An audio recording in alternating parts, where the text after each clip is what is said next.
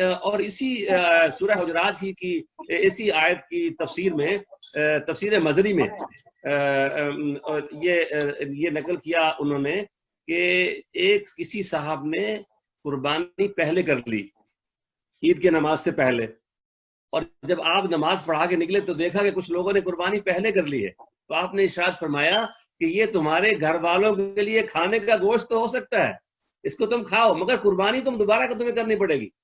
اب یہ کیا ماجرا ہوا؟ وہ بھی ذبح ہوئے تھے، جب شارع علیہ السلام نے فرما دیا کہ بھئی باوجود ہے کہ وہ ذبح کیا ہے، باوجود ہے کہ وہ 10ویں ذی الحج ہے، باوجود ہے کہ قربانی کی نیت ہے، مگر ایسا قربانی ہوئی نہیں ان کی کہ جناب رسول اللہ صلی اللہ علیہ وسلم نے فرما دیا کہ یہ تمہاری قربانی نہیں ہوئی، تم کل کو اس کو دوبارہ کرو۔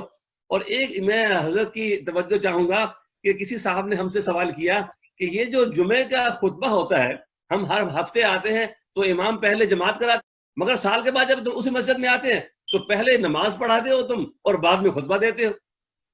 تو میں نے کہا بھائی ہمارا دین جو ہے یہ اطاعت مصطفیٰ کا نام ہے، یہ غلامی مصطفیٰ کریم صلی اللہ علیہ وسلم کا نام ہی دین ہے۔ آپ نے جمعے کے بعد آپ نے وہاں پہ آپ نے پہلے خطبہ دیا، جماعت بعد میں کرائی، ہم پہلے خطبہ دیتے ہیں بعد میں جماعت کراتے ہیں۔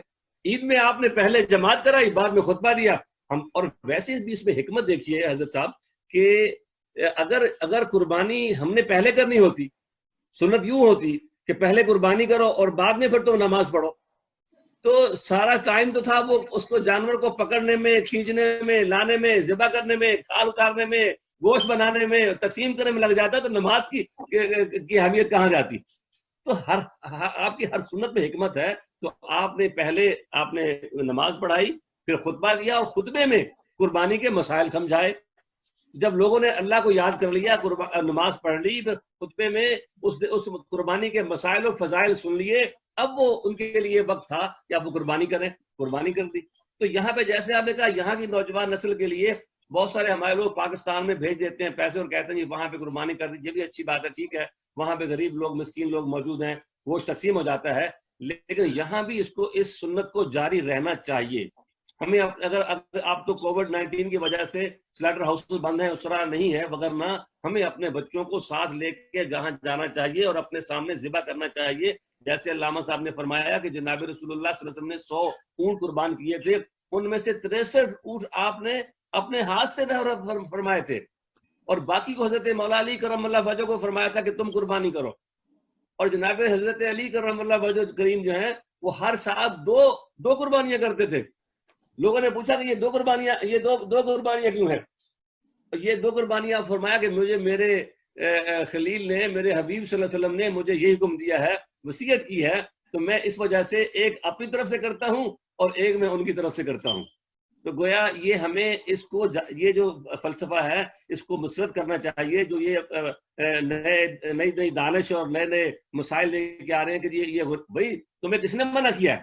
تمہیں اللہ نے مال دیا ہے تو سارا سال تم کرو نا خدمت، تم غریبوں کی، ان کو کھانا دو، تم ان کو کپڑا دو ان کو۔ یہ کیا صرف یہ جو سال میں ایک جو سنت قائم ہے، جو ایک دین کا شعار ہے ہمارا، یہ اس کو مٹانا چاہتے ہیں؟ لہذا یہ قطعاً مناسب نہیں ہے کہ اس کو ذرا بھی توجہ کی جائے اس نقطۂ نظر پر کہ قربانی نہ کرو اور غریبوں کو دے دو۔ قربانی بھی کرو اور غریبوں کی مدد اپنے دیگر مال سے تم کرو۔ پہلے تو آپ فرمائیں کہ یہ قربانی کا جو طریقہ کار ہے جو زیادہ تر لوگ اس طرح کرتے ہیں، سٹورز پہ آرڈر دے کے، یہ درست ہے؟ اور اس کے بعد اپنا میسج دیں مسلمان کمیونٹی کو، اپنے لوگوں کو اور دیگر لوگ۔ جی، جو ہمارے بھائی سٹورز پہ آرڈر دیتے ہیں، وہ آرڈر دینا اصولی طور پر تو جائز ہے کہ وکیل بنا رہے ہیں آپ، مگر شرائط ہوں گی، دیکھنا ہوگا کہ وہ آدمی اتنا متقی ہو، اتنا اس کے اندر خوف خدا ہو کہ وہ اپنی ڈیوٹی کو آنیسٹلی، دیانتداری کے ساتھ وہ پورا ادا کر سکے یا کرتا ہو۔ اگر کر بھی لیا ہو تو بھی آپ کی ذمہ داری ختم نہیں ہو جائے گی اگر اس نے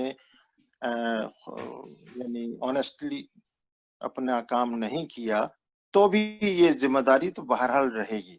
آج کل تو اس کو ویریفائی کرنے کے بہت سارے طریقے ہیں. جی جی جی آج کل تو ویڈیو کے ساتھ آپ اسے کہہ سکتے ہیں کہ آپ مجھے ویڈیو کر لیجئے، میرا جو جانور ذبح ہو رہا ہو تو اس کو ویڈیو کرنے میں کتنی دیر لگتی ہے، وہ ریکارڈ بھی ہو سکتا ہے. یعنی آج کل ویریفیکیشن اور ویلیڈیشن دونوں ہو سکتی ہیں، تو وہ بہت ضروری چیز ہے.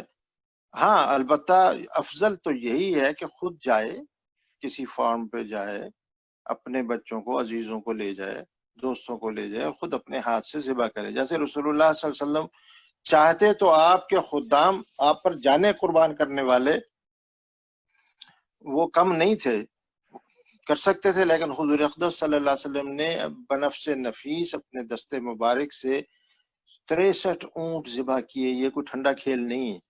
ایک اونٹ کو ذبح کرنا ایک مشکل کا کام ہے.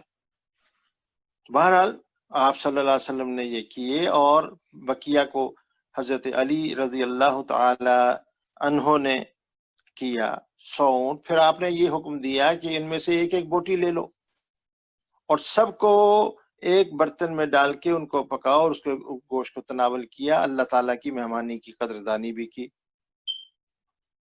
الحمدللہ اس ملک میں جو امریکہ کے نام سے ہے، اس میں 2 پہلو قابل غور ہیں. ایک تو یہ ہے کہ جو ہم لوگ یہاں امریکہ کے اندر رہتے ہیں، ہم جانتے ہیں کہ ہمیں جمعہ پڑھنے کی آزادی ہے، نمازیں پڑھنے کی آزادی ہے، عید پڑھنے کی آزادی ہے، اور ہم پڑھتے ہیں. انہوں نے قدغن لگائی تھی، 10 آدمیوں کی لمٹ تھی ہماری اسٹیٹ میں، اسٹیٹ آف ورجینیا میں، لیکن رمضان شریف میں بھی جمعہ ہم پڑھتے رہے 10 کی ٹولیوں میں. تو یہ ایسی جو آزادی ہے کئی ملکوں میں نہیں، یورپ میں بھی نہیں. یو کے اندر صرف 2 یا 3 آدمیوں کی اجازت تھی.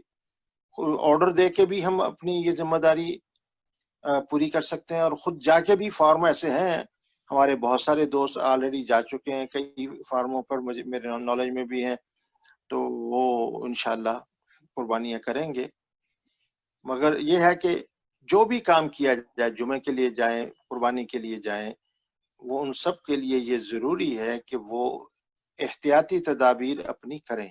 جیسے ماسک کا پہننا ہے، اور ہاتھوں پہ گلو ہونا ہے، یا سینیٹائزر ہے، وہ ضرور کرنا چاہیے. یہ جی جی جی یہ جو ہے توکل کا ہمارے دین کے اندر جو ہمیں بتایا گیا ہے کہ اللہ پر توکل کرو، اس کا یہ حصہ ہے کہ ہم تدبیر کریں، ورنہ تعطل ہوگا، توکل نہیں ہوگا. جی آپ کا جی قبلہ ڈاکٹر صاحب، آپ یہ کرونا وائرس کے جو لاک ڈاؤن ہے، جو صورتحال ہے، معمولات زندگی تقریباً معطل ہے، کافی CDCs کی اور جو ریسٹرکشنز ہیں اس کے تحت ہم گزار رہے ہیں یہاں پہ ٹائم. تو کیا میسج دیں گے آپ 2 اداروں میں کام کر رہے ہیں، بہت بڑے مراکز ہیں آپ کے، تو آپ کیا میسج دیں گے اس موقع پر؟ جی میں ضرور یہ عرض کروں گا کہ ہمیں ہر حال میں جو بھی انتظامیہ کی اور جو میڈیکل پروفیشنلز ہیں، جو خصوصی مہارت رکھتے ہیں اور جو اس سے متعلق ہیں، اس وبا سے اور اس کی علاج سے، جو بھی ان کی گائیڈ لائن ہے، ہمیں اس کو مکمل فالو کرنا چاہیے. اور یہ بھی ہمیں جناب رسول اللہ صلی اللہ علیہ وسلم کی سنت ہی سے یہ بات مل جاتی ہے کہ آپ نے وبائی صورت میں اس شہر میں جانے سے منع کیا جہاں وبا پھیل چکی ہو، اور اس شہر سے نکلنے سے منع کیا. یہ آج جو لاک ڈاؤن ہوا ہے، اور ہم انسانی عقل نے اور انسانی شعور نے 1400 سال کا سفر طے کر کے جہاں پہنچا ہے، میرے آقا مولا محمد رسول اللہ صلی اللہ علیہ وسلم نے وہ حکمت 1400 سال پہلے ہی بتا دی تھی. اور میں بڑا وجد پہ آ گیا، وہ حدیث پاک دوبارہ جب پڑھی میرا روح خوش ہوئی کہ ابھی جو سوشل ڈسٹینسنگ کا جو لفظ آج کل بڑی یہ ٹرمینالوجی عام ہوئی ہوئی ہے، اور نشان لگے ہوئے ہیں سٹوروں میں کہ جی یہ 6 فٹ کے فاصلے پہ کھڑے ہوں. تو میں نے جب وہ حدیث پاک پڑھی کہ آپ نے ارشاد فرمایا جب تم کسی وبائی اس کا طاعون کے پلیگ کے شکار مرض سے، دوسرے کوڑی کے مرض سے جو شریک ہے، جو اس کے مبتلا ہے، کوڑ کے مرض ہے، اس سے جب تم بات کرنا چاہو تو نیزے کے فاصلے سے، ایک نیزے کے فاصلے سے بات کرو اس سے. تو نیزے کا فاصلہ کہ 6 فٹ بنتا ہے، 6 فٹ کا ہی بنتا ہے. تو جناب رسول اللہ صلی اللہ علیہ وسلم نے اپنے آپ کو محفوظ رکھنے کہ اب جیسے مولانا نے فرمایا کہ توکل یہ نہیں ہے کہ ہم تدابیر چھوڑ دیں، تدابیر کرنے کے بعد اس کے نتائج کو اللہ پہ چھوڑنا یہ توکل ہے. تدابیر پوری کی جائیں. اور الحمدللہ ہم جب جمعہ پڑھاتے ہیں آپ دیکھتے ہیں کہ میں نے جمعے کی نماز میں اپنے خطبے میں اپنے منہ پہ میں نے ماسک پہنا ہوا ہوتا ہے. اس کا رزلٹ یہ ہے کہ ہمارے الحمدللہ 100% جو ہمارے نمازی ہیں انہوں نے ماسک پہنا ہوا ہوتا ہے. اگر میں نہیں پہنوں گا تو پھر باقی لوگ بھی نہیں پہنیں گے. تو ہمیں اپنے جو گھروں کے بڑے ہیں، جو لوگ جہاں جہاں ہمارا عمل دخل اپنے دوستوں میں، اپنے بہن بھائیوں میں، عزیزوں میں ہمیں بتانا چاہیے کہ یہ ہمارے فائدے کے لیے ہے. اس کو ایزی نہیں لینا چاہیے کہ بس چلو جی ٹھیک ہے بچ جائیں گے، کچھ مسئلہ نہیں ہے. تو اس کا پتہ نہیں ہے کب آ جائے گی. تو میسج یہی ہے کہ ہمیں اسٹرکٹلی جتنی بھی گائیڈ لائنز ہیں CDC کی اس پہ عمل کرنا چاہیے اور اپنے آپ کو محفوظ کرنا چاہیے. اور سارے انتظامات کرنے کے بعد پھر ہمیں اللہ پہ توکل کرنا چاہیے. جو موت آنی ہے، جو وقت مقرر ہے وہ تو انشاءاللہ آنی ہے. اس کے لیے ہمیں تیار رہنا چاہیے. اطیع اللہ و اطیع رسول میں اب زندگی گزارنی چاہیے. اور باقی سارے کاموں میں بھی ہمیں اور اس قربانی کے موقع پہ میں یہیں پہ اپنی بات کو سمیٹ دیتا ہوں کہ یہ جو کووڈ-19 کے جو اثرات ہیں اس کے لیے دعا بھی کریں، اپنے لیے بھی دعا کریں، اپنے جس ملک میں رہتے ہیں، جس اسٹیٹ میں رہتے ہیں اس کے لیے دعا کریں. اور پوری دنیا کی جو انسان ہیں، خواہ مسلمان نہیں بھی ہیں، ساری اللہ کی مخلوق ہے، اللہ کی ساری مخلوق کے لیے ہم دعا کریں کہ یا اللہ تیری مخلوق پریشان ہے، یہ تیرا کنبہ ہے اور ان پہ رحم فرما اور اس کو دور فرما دے. اور قربانی کے حوالے سے میں یہ اپنے کنکلوڈنگ ریمارکس دوں گا کہ صرف جانور کو ذبح کرنے تک نہ رہ جائیں، گوشت کھانے اور تقسیم کرنے تک نہ رہ جائیں، بلکہ پورا سال ہم یہ دیکھتے رہیں کہ ہم اپنے نفس کو قربان کریں، ہم اپنے ہاتھ سے اپنی خواہشات کو چھوڑیں، ہم نفرت اور ہیٹریڈ جو ہے اپنے سینوں سے وہ نکالیں، ہم جو بغض ہے اس کو اپنے سے نکالیں، ہم دوسروں کے لیے جو جذبہ ہے کوئی برائی کا اس کو اپنے اندر سے نکالیں. جتنے بھی منفی جذبے ہو سکتے ہیں نا، جو بھی منفی انسان کے اندر رویے ہو سکتے ہیں، ان سب کو ذبح کرنا یہ میسج ہے قربانی کا. اور جتنی بھی اللہ کے پیارے حبیب اور اللہ کے پیارے خلیل کی جو اچھی سنتیں ہیں، جو اس کا حسن ہے، اس کو اپنے وجود میں لانے کی صحیح کرنا، یہ فلسفہ ہے قربانی کا اور عید منانے کا. عید اس کی ہے جو اللہ کے سامنے میں